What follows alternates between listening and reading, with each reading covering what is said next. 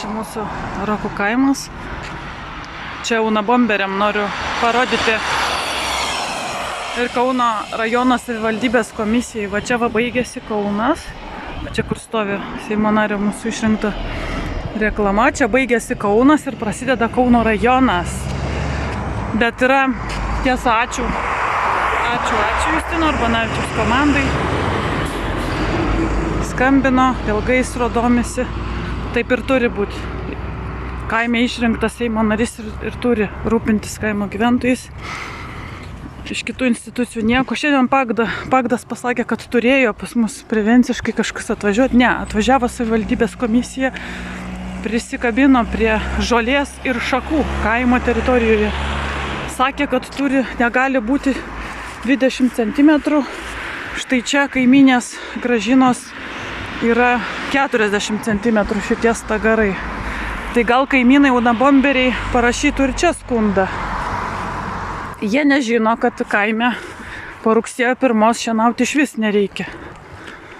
Nereikia, baigėsi vasara.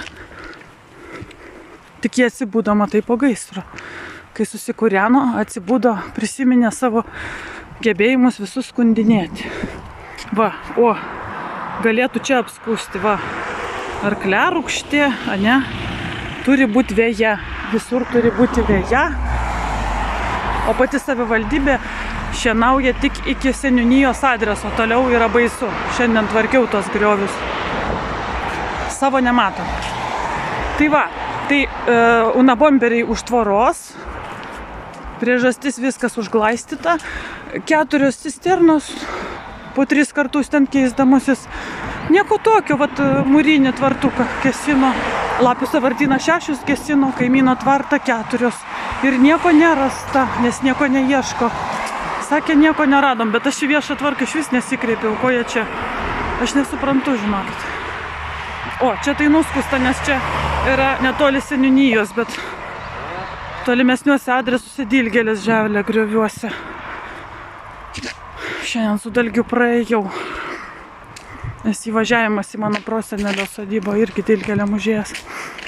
Savo niekada tokie nemato, savivaldybė irgi nemato, kaip netvarkomos šalikelės.